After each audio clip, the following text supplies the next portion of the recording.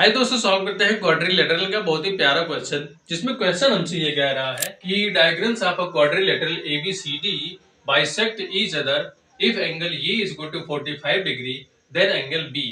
तो हमें क्या करना है, एंगल बी को फाइंड करना है। तो सबसे पहले हम क्या करते हैं, उस फिगर को ड्रॉ कर लेते हैं। तो यहाँ पे हमें गिवन है कि कोई क्वाड्रिलेटरल है जिसका नाम है ABCD।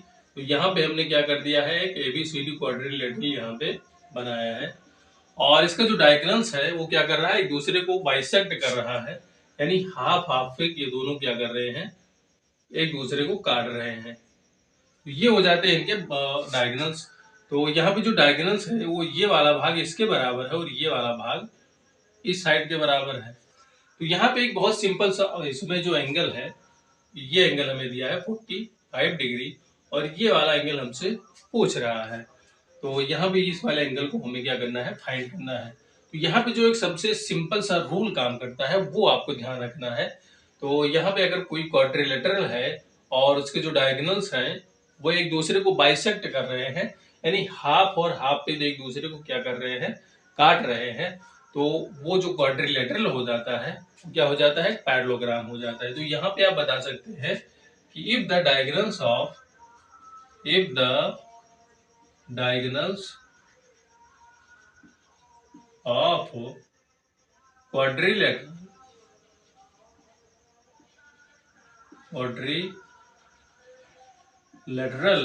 if the diagonals of a quadrilateral bisect each other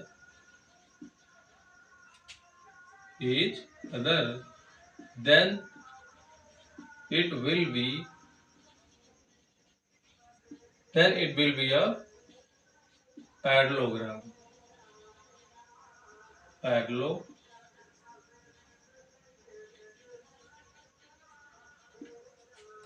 तो सबसे सिंपल ये रूल है कि if the diagonals of a quadrilateral bisect each other than it will be a parallelogram. तो ये क्या हो जाता है, पैरेललोग्राम हो जाता है।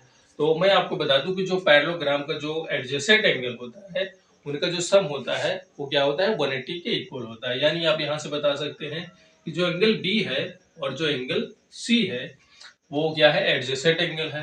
तो यहाँ पे जो इनका सम होगा कितना होगा, 180 के इक्वल होगा। यहाँ पे बी और सी भी है, इनका भी वो सम होगा 180 के इक्वल होगा। और जो सी और डी है ये भी क्या है, एडजेसेंट एंगल है, तो इनका भी जो सम होगा 180 के इक्वल होगा।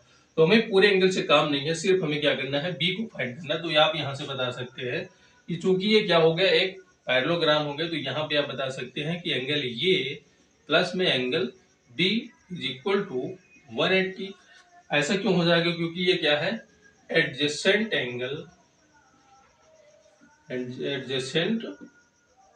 एंगल ऑफ अ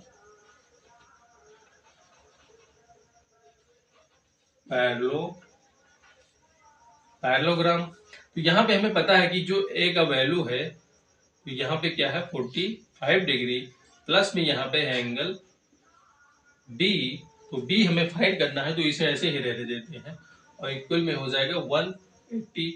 तो जो यहाँ पे एंगल बी होगा वो हो जाएगा 180 माइनस 45 डिग्री, यानी यहाँ पे जो हम सब्ट्रैक्ट करेंगे तो यहाँ पे बचेगा 135 डिग्री, यानी angle B is equal to 135 degree.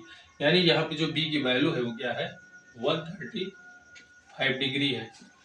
तो इस तरह से, इस सिंपल से रूल से, यदि आपको इसका जो रूल है क्वाड्रिलेटरल का जो रूल है वो अगर आपको पता है तो आपको कोई भी जो क्वेश्चन होगा क्वाड्रिलेटरल का वो आपको परेशान नहीं करेगा, बल्कि बहुत ही सिंपल तरीके से क्या हो जाएगा, सॉल्व हो जाएगा। तो आई होप दोस्तों ये क्वेश्चन आपकी समझ में जरूर आया होगा और ऐसे ही प्रश्न के लिए हमारे पेज को फॉलो करना मत भूलिएगा। Thank you.